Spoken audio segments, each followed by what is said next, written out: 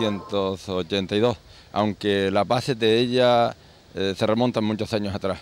El pueblo de los Caideros de San José, que pertenece al municipio de Gáldar, en la isla de Gran Canaria, era un pueblo un pueblo de agricultores, de pastores.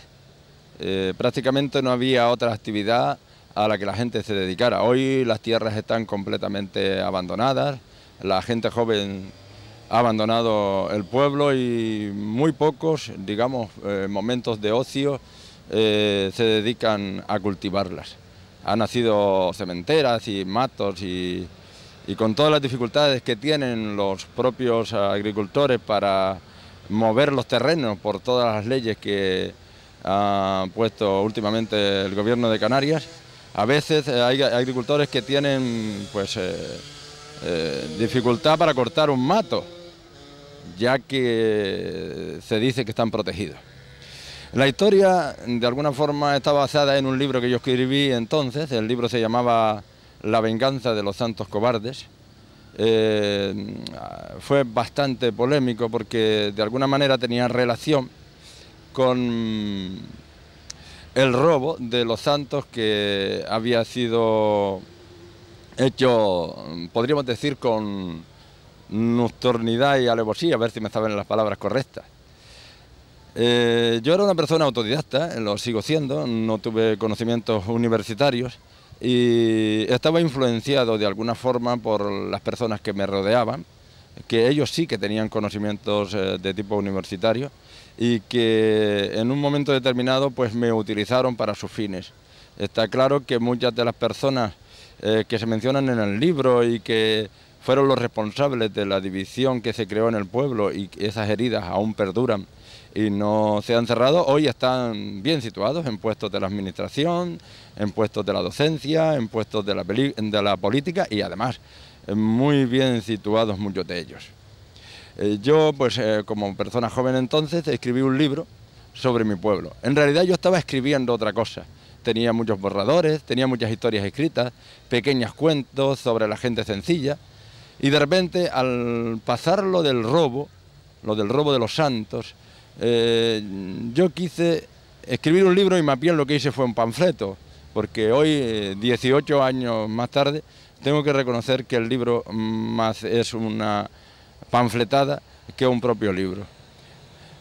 A veces a mí me gusta recordarlo y definirlo como el que tiene un hijo y permite que se lo mutilen. De alguna forma yo mutilé mi libro para contar cosas que no se podían contar bien, añadí cosas que no venían a cuento para no decir lo que en realidad tenía que decir, y es como el que tiene de alguna forma un hijo mutilado. Hoy, tantos años más tarde, cuando me pongo a recordar la forma en que se supone que se robaron los santos, no logro entender cómo algunas personas hicieron de una cosa tan simple algo tan grave. Siempre, cuando viene a mi memoria lo más grave que sucedió, fue cuando ya una vez robados los santos, la Guardia Civil hizo acto de presencia en el pueblo. Aquel día era un sábado por la mañana, cuando la gente estaba dedicada a sus tareas de labranza. De repente empezaron a repicar las campanas, como costumbre que había hace 30 o 40 años, cuando había un incendio o había algo grave, pues la forma de llamar a la gente al pueblo era con las campanas. Y recuerdo en algunas ocasiones, siendo yo pequeño, que la gente cuando oía a determinadas horas que no era normal repicar las campanas, salían corriendo y daban todo lo que estaban haciendo como locos, ¿no? Empezaron a repicar las campanas y hubo gente que empezó a gritar y a correr por los caminos, y yo estaba en el pueblo en ese momento, justo estaba cogiendo hierbas para las cabras, y los gritos que se oían era como si hubiera sucedido algo grave, pero vamos, una muerte, un accidente. Yo me acerqué al pueblo junto con algunas personas más que conocía, y era terrible porque el aspecto de muchos de los que se concentraban alrededor de la plaza daba la impresión de que algo, pero exageradamente grave, había pasado. Bueno, sobre la marcha nos fuimos enterando que habían desaparecido las dos imágenes de San José que se veneran en el pueblo.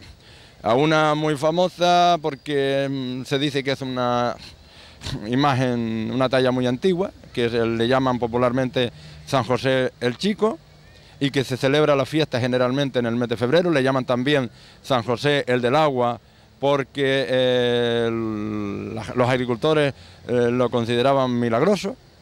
Y la otra imagen, en la que le llamaban popularmente también de San José el Grande, y que la fiesta la suele celebrar, o la solían celebrar, en el primer domingo del mes de junio.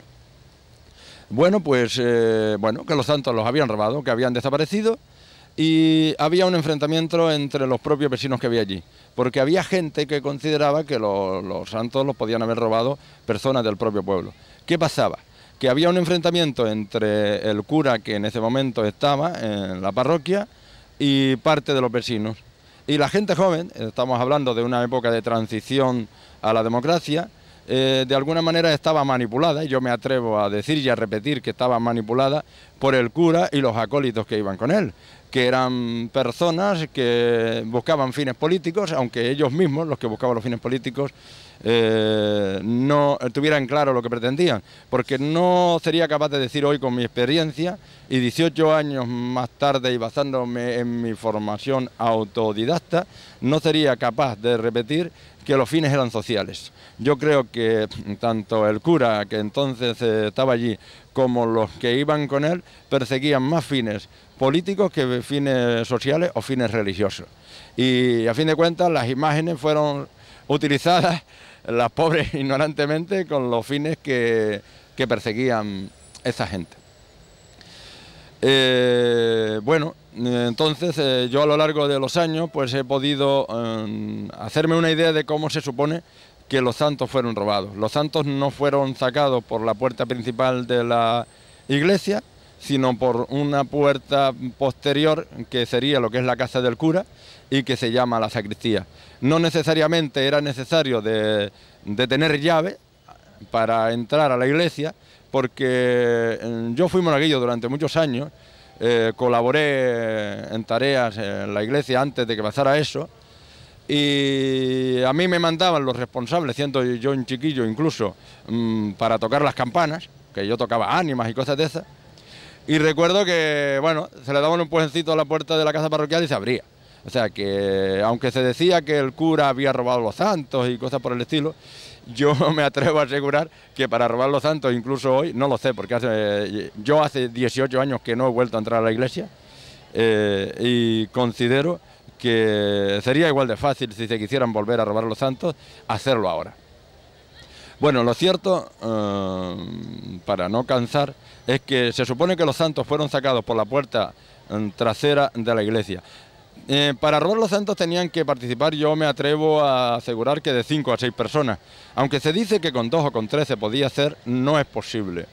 La imagen de San José el Viejo, el Grande, que yo la ayudé a mover muchas veces a los distintos curas que estuvo allí, insisto y repito antes que fui monaguillo, para bajarla del pedestal donde normalmente está situada, como mínimo 3 personas, y 3 personas corpulentas, por lo menos para bajarla. Y la pequeña, bueno, la pequeña la podría mover una persona. Pero también la imagen, cuando ese día, para la fiesta, siempre está situada vamos, no recuerdo cómo se llama eso, donde se traslada la imagen, y está cogida por abajo con un tornillo que además es difícil de quitar. Yo entiendo que como mínimo tuvieron que haber 5 personas para llevarse las 2 imágenes, tuvieron que llevar a campo a través, a no ser que las llevaran en coche, que también pudo de ser posible, pero yo me inclino porque fueran llevadas campo a través por la parte trasera de la iglesia, y que es donde no vive nadie en el pueblo. Y fueron ocultadas en una especie de, ¿cómo le llamaría yo? No es un puente, porque es como un tubo de desagüe que hay en algunas partes de la carretera para eliminar las aguas donde, digamos, la carretera entorpecía ese fin. Los santos fueron metidos en ese tubo, también considero que con mucha dificultad, porque, digamos, el diámetro del tubo es prácticamente, y todavía está allí, el diámetro de lo que son los santos. Y aquel día mismo, por la noche, parece ser que se recibió una llamada, o bien en el cuartel de la Guardia Civil, creo que fue en el pueblo, porque una gente decía que se había recibido la llamada, unas personas aseguraban que la llamada se había recibido en el pueblo, y otros que se habían recibido en el cuartel de la Guardia Civil, comunicando dónde estaban los santos. Por lo tanto, los santos no desaparecieron malamente, pues eso, ni un día. No durmieron, si no recuerdo mal, no durmieron los santos ninguna noche fuera. ¿Cuál era el problema? El problema fundamental es que al día siguiente se celebraba, pues, la fiesta del agua.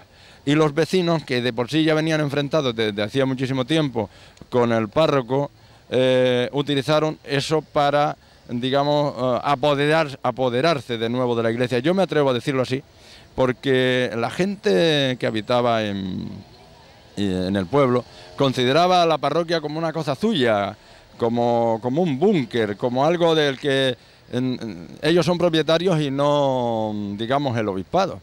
Como es lógico y natural, pues todos los templos de culto de la Iglesia Católica son propiedad del obispado, y para ello me supongo que estará para dirigir a sus fieles, ¿no? No puede ser un templo propiedad del pueblo, aunque se entienda, aunque se sobreentienda que como la mayoría de la gente que habitan en las islas serían de creencia, llamémosle, cristiana, pues el templo sería de ellos, ¿no? Pero no propiedad exclusiva de los vecinos. Eso fue lo que terminó enfrentando incluso, aparte de algunos de los vecinos, con el propio obispado, e incluso hubo hasta un sacerdote de confesiones, digamos, no distintas, sí, de confesiones cristianas, pero que tenía cierto reparo con la línea que en ese momento estaba llevando la iglesia, que llegó digamos, celebrar misa en la parroquia desaviniendo las órdenes que había tenido.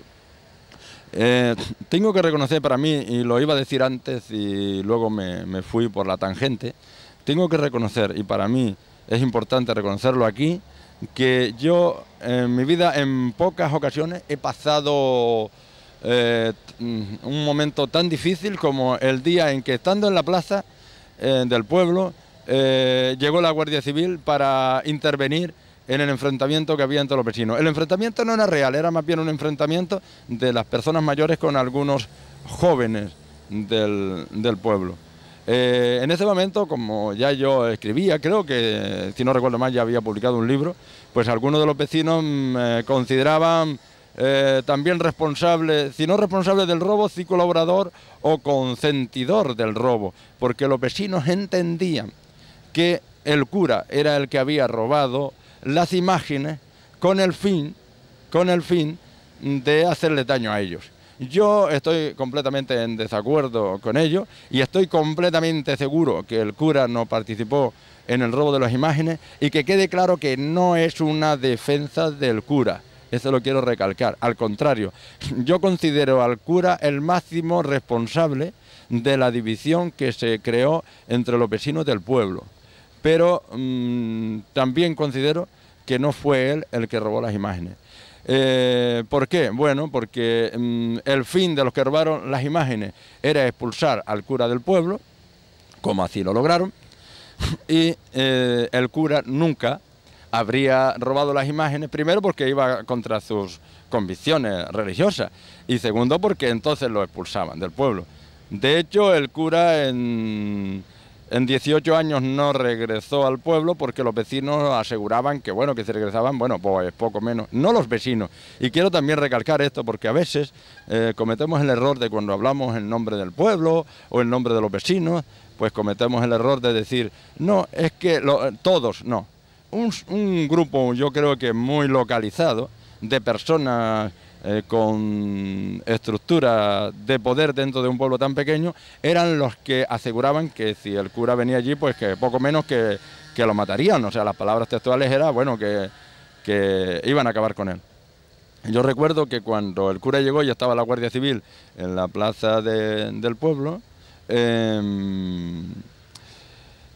la tensión llegó a crecer de tal forma que yo, que era una persona con experiencia, que había vivido fuera, que en la época de la transición, como casi todos nosotros, había incluso participado pues en esas manifestaciones que se hacían pidiendo democracia y todo eso, y recuerdo incluso en alguna ocasión pues correr delante de los antidisturbios de la época.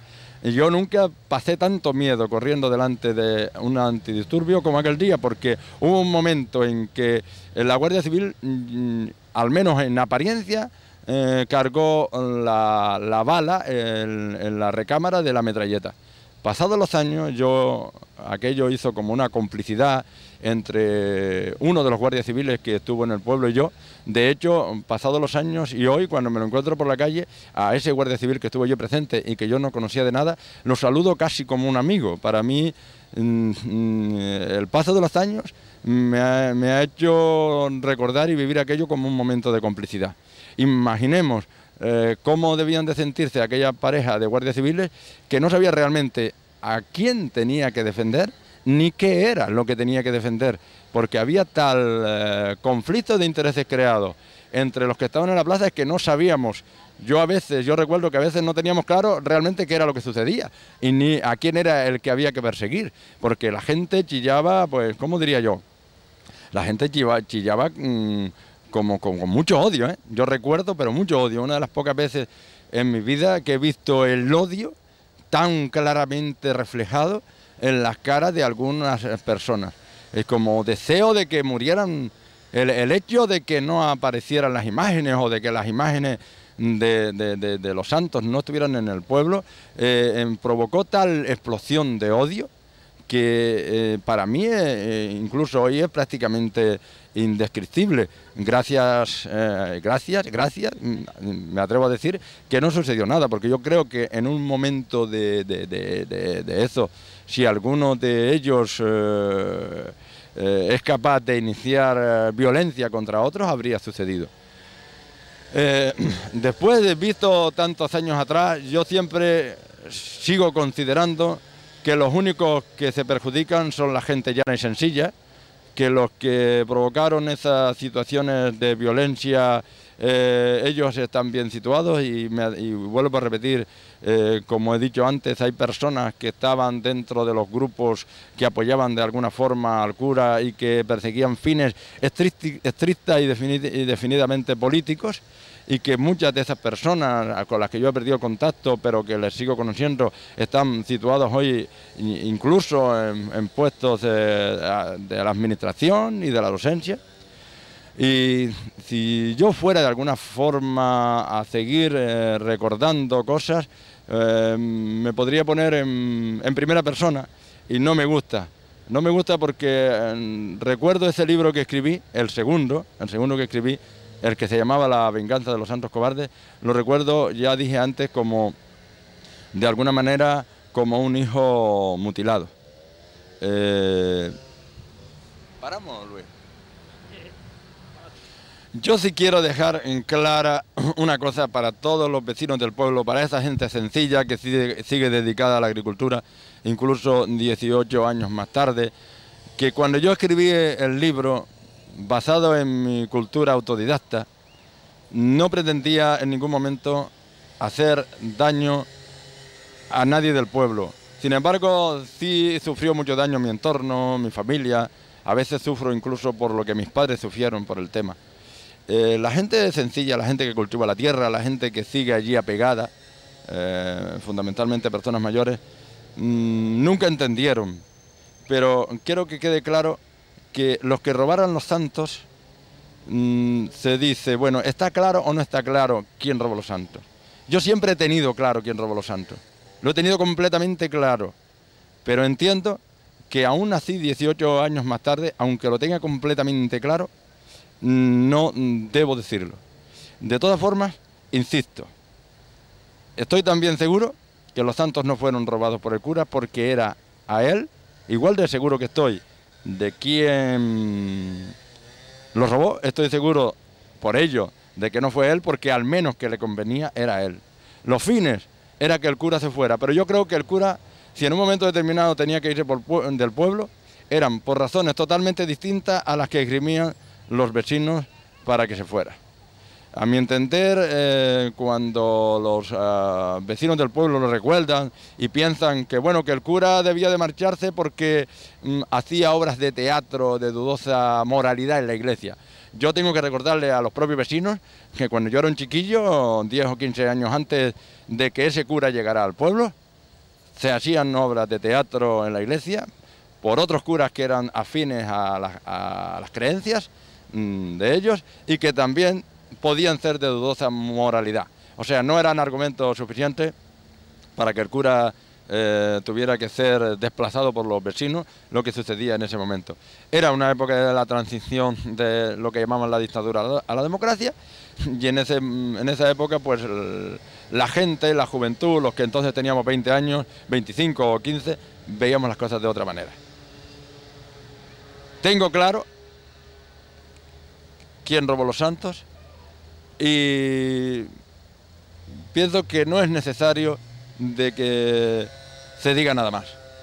Lo que sí me gustaría es que entre la gente que piensa y entre la gente de buen corazón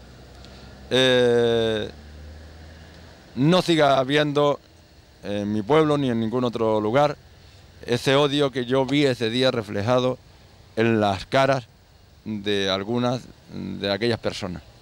Porque el odio, a mi entender, no va ni conduce a nada, y menos en cosas tan simples como dos imágenes que pueden ser sustituidas en cualquier momento. Y insisto en algo más: si alguien tiene fe en algo, sea en en la religión que profesamos la mayoría. O si alguien tiene fe en cualquier cosa, me imagino que si alguien le reza a San José, dará lo mismo que San José esté o no. Lo importante es que tú tengas fe en ello.